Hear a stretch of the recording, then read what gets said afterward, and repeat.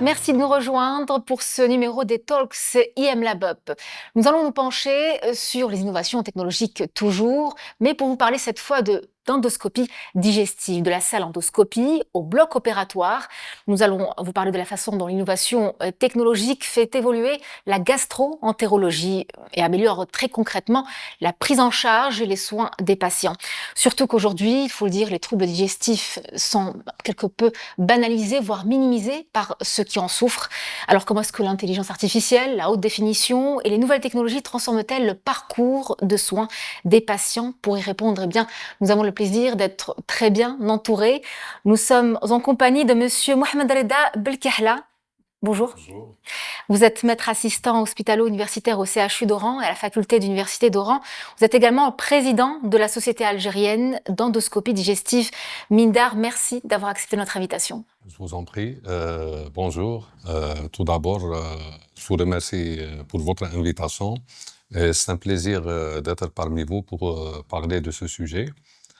Il faut savoir que notre spécialité, l'hépato-gastro-entérologie, est une spécialité donc, qui est très vaste et elle comporte un volet technique qui est très important et qui est en pleine progression. Donc, ce qui veut dire que ce volet technique nécessite un encadrement et un compagnonnage qui représente probablement le point le plus essentiel dans la formation en endoscopie digestive. Nous en parlerons en long et en large justement. Vous êtes également accompagné du professeur Mesroud Bendridi. Merci d'être avec nous. Tout le plaisir est pour moi. Vous êtes médecin-chef, professeur-chercheur, hospitalo-universitaire en chirurgie viscérale et endocrinienne à l'établissement hospitalier de Didouche Mourad à Constantine. Oui, Marhaba bek. merci. Vous êtes également président de la Société algérienne de chirurgie endocrinienne et viscérale, la SACHEV. Professeur Bendridi, alors qu'est-ce qui a changé catégoriquement ces dernières années en endoscopie digestive? Pour nous, en tant que chirurgiens, c'est là pour diagnostic, comme ça a été souligné par mon collègue. Et actuellement, c'est le côté interventionnel de l'endoscopie qui est passé de la salle dédiée à l'endoscopie basse ou haute au bloc opératoire, permettant aux patients d'être sécurisés, d'être pris en charge convenablement, mais aussi avec les équipements qui ont donc amélioré aussi bien le diagnostic que la thérapeutique. Donc des solutions, on imagine, non invasives? Tout à fait, c'est le mot. Très bien. Alors, monsieur Belkahla, donc des solutions non invasives, c'est vraiment une sorte de game changer pour vos patients. Et puis avec l'intelligence artificielle intégrée aux endoscopes modernes, c'est une aide pour vos diagnostics. Effectivement, il faut savoir que, comme toute spécialité technique, la gastro-entérologie a bénéficié de progrès révolutionnaires donc, ces dernières années. Ces progrès récents en endoscopie digestive ont été liés essentiellement à l'amélioration de la qualité du matériel endoscopique. Donc, que ce soit au niveau du matériel, donc actuellement, on a tendance à utiliser un matériel de plus en plus souple qui va nous permettre d'accéder à des régions de plus en plus difficiles. Il faut savoir qu'il y a un deuxième point donc, qui est important, c'est en rapport avec la qualité de l'image, c'est-à-dire on va utiliser des mini-caméras qui vont nous donner des images de haute définition. Et puis, il y a eu des technologies de pointe donc, qui ont été développées, donc essentiellement des endoscopes à fort grossissement, ce qu'on appelle le zoom. Donc, vous avez l'imagerie à bande étroite, ce qu'on appelle le narrow band imaging ou la endoscopie virtuelle, donc qui va nous permettre de caractériser et de détecter les lésions essentiellement précancéreuses et cancéreuses. Donc, vous avez également des endoscopes qui sont dotés d'un matériel donc, qui va nous aider à caractériser des lésions précancéreuses en s'aidant de l'intelligence artificielle. Donc, vous avez également la vidéocapsule sans fil, donc qui va nous permettre d'accéder à des zones inaccessibles à l'endoscopie conventionnelle.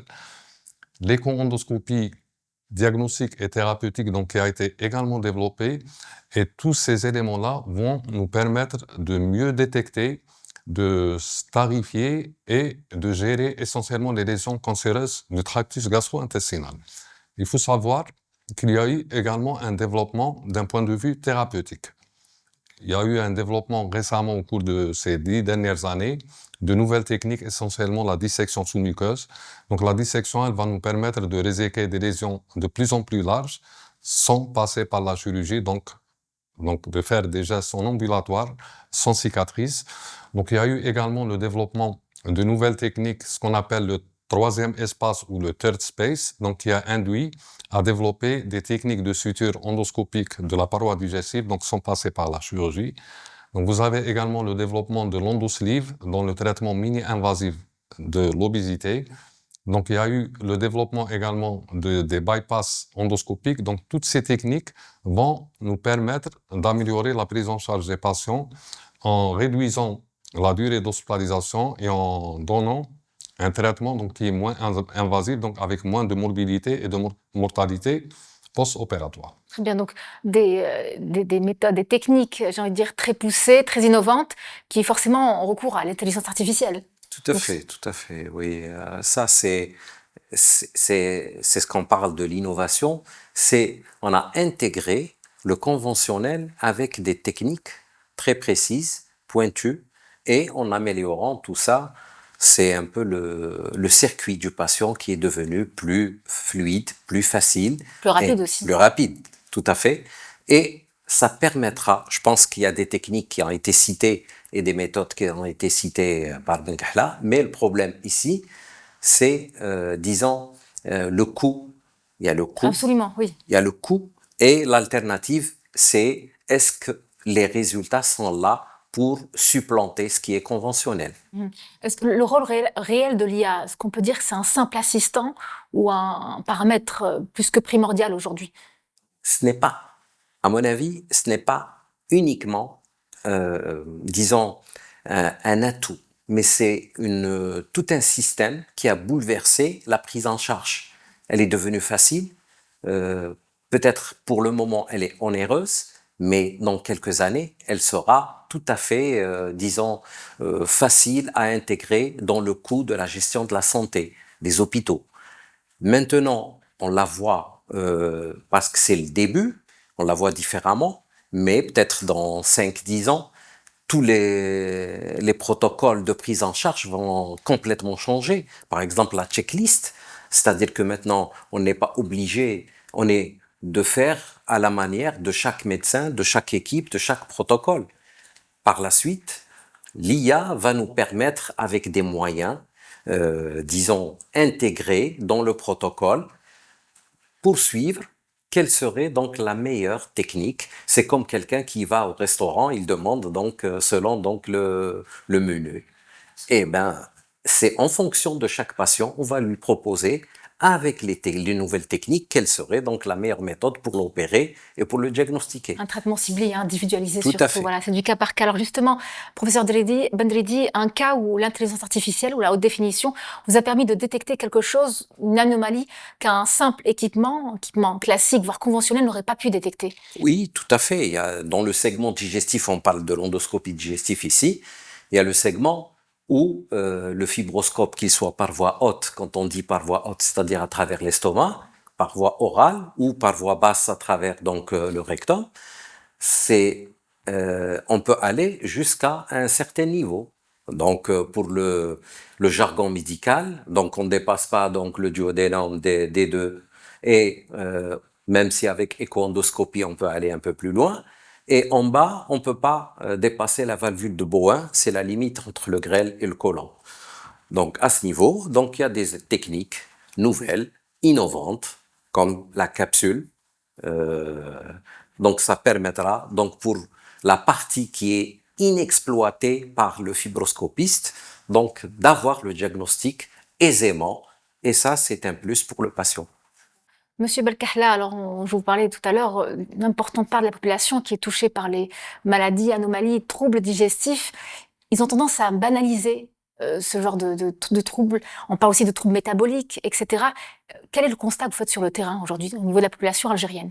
Effectivement, donc nous, parmi les objectifs de notre association, c'est de promouvoir le dépistage essentiellement du cancer colorectal. Donc, vous savez tous que le cancer colorectal donc, a tendance à augmenter, donc on a des chiffres donc, qui sont assez alarmants. Ils sont en hausse. Voilà, donc ils sont en hausse permanente. Donc, et là, l'intérêt de la formation en endoscopie digestive et de l'introduction de ces nouvelles techniques de dépistage essentiellement des lésions précancéreuses, donc va nous permettre de réduire significativement l'impact du cancer colorectal, que ce soit au niveau de la mortalité, au niveau du coût, au niveau des hôpitaux.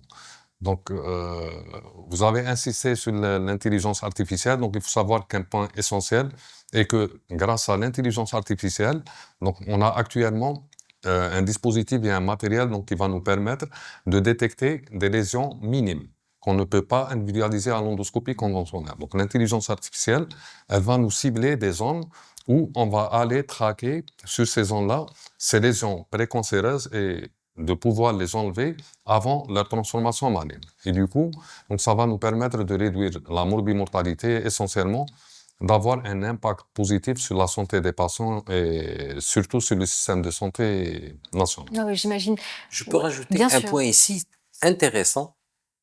Vous avez déjà commencé avec une introduction, le passage de l'endoscopie de la salle classique Au bloc au opératoire. bloc opératoire. Qui est très équipé et complet. Hein. Oui, tout à fait. Ça, eux, pour le moment, les endoscopistes n'ont pas cette opportunité. Mais je pense que l'avenir est dans cette intégration, c'est que l'endoscopiste avec le chirurgien, l'équipe du bloc opératoire doivent être intégrés. C'est ce qu'on appelle la chirurgie et le protocole intégré. C'est quoi intégré? C'est-à-dire qu'il y a des malades où le diagnostic n'est pas très précis. Par exemple, on va donner juste un exemple, un cancer du rectum où le patient a bénéficié d'une radiochimiothérapie, on a fait des évaluations morphologiques, c'est-à-dire radiologiques, qui n'ont pas, disons, la teneur de la précision. On est obligé d'avoir un œil, c'est l'endoscopiste. Donc, il pourra faire son endoscopie basse, en bloc opératoire, avec l'équipe, et là, on aura donc une précision plus intéressante que celle de l'imagerie. Donc un médecin qui est plus spécialisé, je veux dire, Ben oui, c'est ça. pour compléter le travail du chirurgien. Alors, Monsieur Belkacla, en tant que formateur et président de Société Savante, vous accompagnez vos confrères dans cette transition technologique? Bien sûr, nous, parmi les objectifs de notre société, c'est de promouvoir la formation en endoscopie digestive. Et récemment, donc, on a constaté une forte demande de formation et de perfectionnement en endoscopie digestive. Donc, on a réfléchi, donc nous et quelques amis et collègues gastro-entérologues installés un peu partout en Algérie. Et l'idée était de créer cette société pour atteindre ou pour combler ce désir. Donc, en fait, pour une bonne formation, donc on doit respecter certaines règles de sécurité. Il faut savoir que on a confectionné nos propres modèles animaux, donc ce qu'on appelle les simulateurs, donc en utilisant le colon de veau. Donc, on fait appel à des experts endoscopistes nationaux et internationaux de renommée mondiale, donc qui vont nous permettre de transmettre ce savoir et d'avoir des formations de qualité donc pour transmettre le savoir et assurer la sécurité des patients. Et alhamdoulilah, donc depuis la création de nos sociétés, donc on a pu organiser pratiquement 9 formations en endoscopie interventionnelle. Donc, on a organisé même cette année une formation donc, qui était très avancée, une formation de niveau 3, à savoir des endoscopies diagnostiques et thérapeutiques. Donc, c'est une première en Algérie.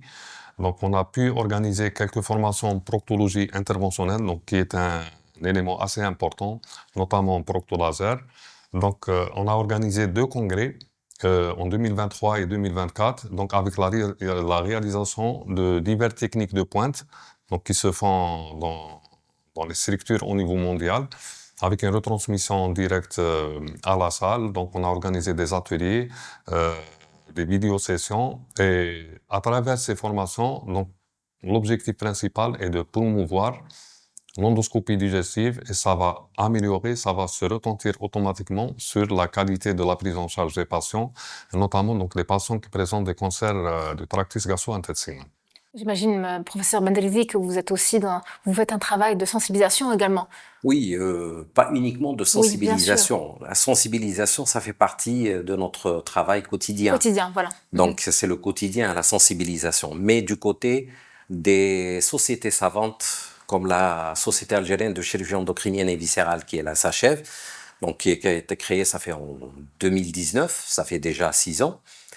Nous, on est plus dans la formation continue, dans les innovations et dans la mise à jour de la recherche scientifique. Donc, chaque année, on a un congrès annuel. Peut-être cette année, on va le faire à Oran. Et l'intérêt de cette société, avec l'équipe et notre professeur Benchouk, qui est donc, disons, la cheville ouvrière de la société, donc elle va présenter au salon des innovations qui sont surtout, donc, comme elle s'intéresse au cancer du sein, donc elle va parler de l'imagerie, l'apport de l'intelligence artificielle grâce à l'IRM, et donc pour permettre d'avoir un diagnostic précoce, parce que souvent le diagnostic du cancer du sein en Algérie est tardif, et chez des femmes de plus en plus jeunes, moins de 40 ans, et la corpulence de la femme algérienne est différente de celle des occidentales, donc automatiquement, donc il faut changer le protocole de dépistage, et c'est à travers donc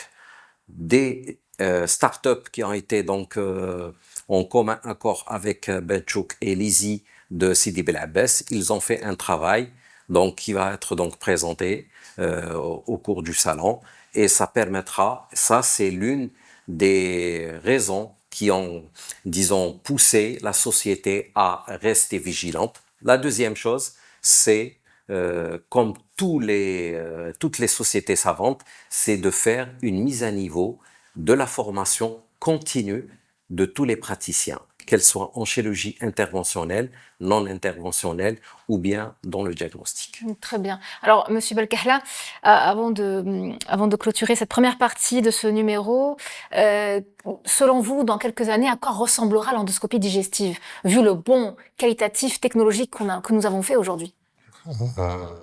Déjà au jour d'aujourd'hui, en 2025, donc il y a eu beaucoup de progrès. Donc en fait, donc mon ami chirurgien, donc il est là. Je pense que il sait pertinemment que grâce à l'endoscopie digestive, donc on a tendance à prendre beaucoup de place chirurgien. Donc il y a eu le développement de ce qu'on appelle l'endoscopie mini-invasive. Donc c'est pour éviter la chirurgie. Généralement, on peut, grâce à ces avancées technologiques, enlever une lésion donc, qui n'était pas résécable auparavant. Donc, on prend actuellement la main au chirurgien. Donc, on peut faire des résections de lésions qui peuvent aller jusqu'à 7, 8, 9 cm grâce à l'endoscopie, donc par la technique de dissection sous-muqueuse. Donc, il y a eu le développement de pas mal de techniques. Par exemple, la chirurgie de l'obésité. Donc, l'endosleeve, donc c'est une technique qui est à la mode. Et c'est une technique donc, qui est moins invasive donc, par rapport à la sleeve chirurgicale. L'intelligence artificielle, elle prend beaucoup de place donc, actuellement pour la détection essentiellement des lésions précancéreuses. Donc, actuellement, on est doté, donc, alhamdoulilah, donc il y a beaucoup de centres en Algérie donc, qui sont dotés d'un matériel de dernière génération donc, qui est doté de la chromo-endoscopie virtuelle. Donc, la chromo-endoscopie, c'est une option donc, qui va nous permettre de caractériser une lésion. Lorsqu'on trouve une lésion, donc grâce à cette technique, on peut dire que cette lésion, elle est au stade précancéreux ou au stade cancéreux. Et ça va guider notre conduite thérapeutique par la suite. Donc, on dispose actuellement de matériel donc, qui est doté du zoom, donc le grossissement. Ça veut dire qu'on peut analyser la surface d'une lésion de telle sorte qu'on fait une analyse histologique, une analyse microscopique pour dire que cette lésion elle est dégénérée ou pas. Donc, au jour d'aujourd'hui, ces avancées technologiques donc, vont nous permettre d'améliorer notre prise en charge, de limiter les coûts d'hospitalisation et surtout de prévenir les cancers colorectaux. Et quand on dit les cancers colorectaux, donc on parle de la mortalité. Donc c'est de réduire la mortalité et du coup avoir un impact significatif donc, sur la qualité de vie des patients. De nos patients. Merci beaucoup, Monsieur Mohamed Rda Belkahla. Je rappelle que vous êtes maître assistant hospital universitaire au CHU d'Oran, à la faculté de médecine d'Oran également. Vous êtes également président de la société savante, la Société algérienne d'endoscopie digestive Mindar. Merci d'avoir été avec nous. Merci à vous.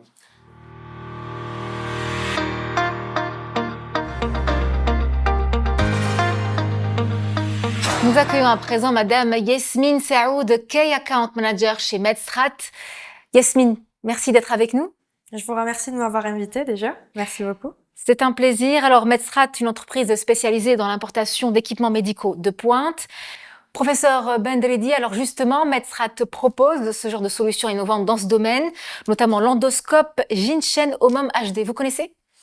Moi, je connais pas le nom, mais je connais le principe Et la technique. et la technique. Madame Yasmine Saoud va nous en parler.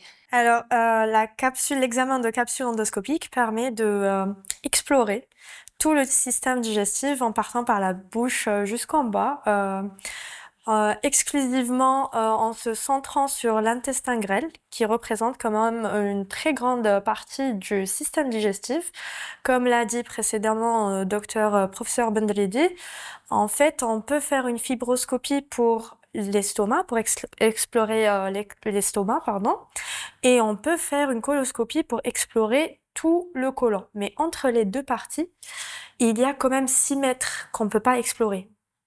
Donc la vidéocapsule mesure entre 26 et 27 mm par 11 mm. Donc elle est toute petite et elle est dotée de faisceaux lumineux, d'une batterie d'autonomie de 12 heures et d'un système qui permet de transmettre les images en temps réel de la capsule jusqu'à boîtier qui est juste là. Le patient va la porter pendant 12 à 16 heures et voir comment se passe à l'intérieur, ce qui se passe à l'intérieur du système digestif. Il y a un nombre d'images des images qui sont envoyées à la minute ou comment Oui. ça se passe? En Ou fait- c'est à la demande du praticien? Oui. En fait, il y a 30 images par seconde qui sont transmises de là à là. Dans une précision ultime. Ultime, exact. Et elle est en haute définition. Très HD. bien. Ouais. D'accord. L'intelligence artificielle a son apport dans cette technique? Oui, le logiciel est doté d'intelligence artificielle, ce qui nous permet d'économiser du temps pour le praticien. C'est-à-dire qu'au lieu de regarder 12 heures d'images, il va juste se concentrer sur ce que a capté l'intelligence artificielle. Comme anomalie? Exactement. Donc ça fait une capture d'écran des anomalies qui sont dans le système digestif et au lieu de regarder une vidéo interminable, le praticien va juste faire défiler quelques images qui vont lui permettre de diagnostiquer plus rapidement et plus simplement la maladie du patient. Une véritable révolution, alors une technologie qui facilite bien sûr le travail des praticiens et améliore le confort du patient. Alors, monsieur professeur Bendredi, est-ce que vous allez l'utiliser ou ne serait-ce que... Ça, c'est l'apport de la technologie. Et actuellement, c'est une méthode qui est utilisée, disons, en Occident. On va parler comme ça. Mais chez nous, c'est uniquement un problème de disponibilité. De coût peut-être aussi. De coût aussi, certainement. Au début, le coût sera élevé.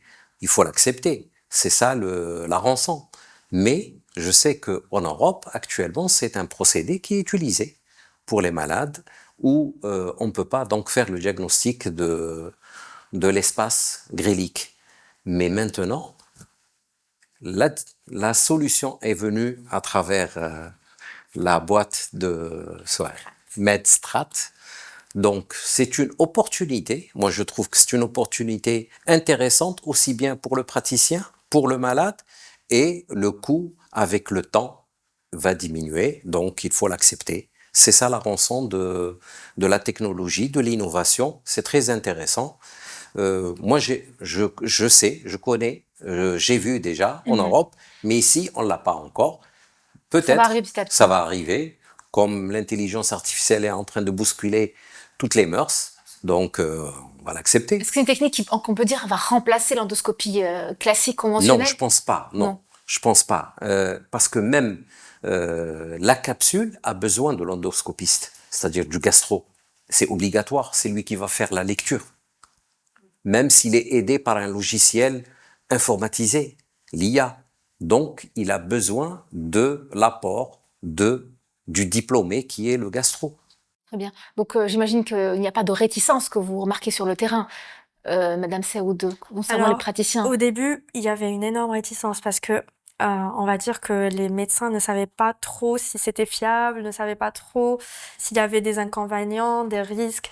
Malgré le retour qu'on avait à l'étranger? Exact. Oui, car on est avec, comment dire, on est avec des patients qui sont réticents et se disent c'est un corps étranger quand même que je vais devoir ingérer et je sais pas comment ça va se passer, je sais pas où ça va partir. Du coup, on a dû au départ faire quelques capsules comme ça pour essayer à travers nos patients. Ensuite, ils ont vu que c'était indolore, très simple. Ça nécessitait pas de anesthésie, voilà, et qu'on pouvait juste l'ingérer, laisser le patient partir et revenir après pour récupérer le boîtier. Donc il y a un travail d'accompagnement quelque part aussi. Exactement, oui. Donc voilà. Ensuite, on a eu beaucoup de retours qui disaient que les patients disaient que voilà, ça nous simplifie la vie. Il faut savoir aussi que, par exemple, la coloscopie ou bien même la fibroscopie sont très inconfortables pour le patient. Donc, professeur, vous pouvez le confirmer, je pense, hein. Oui, absolument. Sont très inconfortables pour le patient, alors que là, c'est juste une petite capsule à ingérer de 26 millimètres, comme je l'ai dit. Donc, voilà, le patient ne va rien sentir et c'est parfait. D'accord. Vous avez des chiffres quant à la commercialisation de cette nouvelle technique, Alors, ce il nouvel faut équipement? savoir qu'on a deux clients essentiels en Algérie. Alors, un se situe à Dararia, c'est professeur Salah, et un deuxième à Sétif, c'est à l'est, c'est la clinique Ebers. Les deux ont pu faire plusieurs manipulations, plusieurs demandes, mais après, ça dépend comment dire, du cas du patient. Parce que la capsule nécessite un cas qui est vraiment, on va dire, inaccessible. Je vous donne le mot, l'indication. Exactement. Donc, ça dépend de l'indication. Voilà. D'accord. Professeur Bendeledi, est-ce que vous recommandez pour les patients qui ont quelque peu des troubles qu'on ne trouve pas tout de suite, des anomalies qu'on ne trouve pas tout de suite, vous recommandez pas contre-consultation, mais un Mais tout à complément fait. de Ça, consultation pour... c'est un complément Voilà. diagnostique. Peut-être qu'un jour, il y aura un complément thérapeutique. Mais le complément diagnostique est de taille parce que depuis longtemps, moi j'ai fait mes études et même jusqu'à maintenant, on butait sur l'espace du grêle entre le jejunum jusqu'à la valvule de Bowen dans le jargon médical. C'est un espace qui est obscur pour, disons, diagnostiquer de façon précise les lésions qui s'y trouvent. Le thérapeutique viendra forcément avec Ça va de le soi. diagnostic, on est d'accord. Tout à fait, tout à fait. Très bien. Alors, d'autres technologies que vous sortez cette année à l'occasion du salon IMLabOp? Alors, il faut savoir aussi qu'on a des améliorations. La viabilité de la capsule passe de 14 mois à 24 mois. Et aussi, la durée d'autonomie de la batterie passe de 12 heures à 16 heures. Ça, c'est quand même très, très confortable. C'est très, très Donc, on bien a plus d'images, plus de détails lorsque la Exactement. capsule dure plus longtemps dans le... Exactement, oui. Et aussi, nous avons la capsule Patency qui va sortir bientôt. Ça va être en janvier 2026. C'est une capsule qu'on envoie avant celle-là, qui est biodégradable pour voir s'il y a un risque d'obstruction ou pas. D'accord. Donc, l'idéal, c'est d'envoyer les deux. D'abord la biodégradable et D'abord- ensuite celle-là. Exact. D'accord. Et pas des réticences toujours de chez le patient si Non, ça va. ça va mieux. Ça va. Non, ça va. Maintenant, ils font confiance à la technologie, donc on peut se lancer. Bien, vous travaillez, j'imagine, avec des centres, des organismes pour sensibiliser les personnes à venir, justement, en tout cas, accepter ce genre d'équipement. Exactement. Et d'abord, il faut la montrer juste au patient. Comme ça, il est rassuré de la taille. Parce que généralement, ils ont du mal à avaler. Bien sûr. Voilà. Donc, il faut d'abord la montrer, ensuite, ça passe.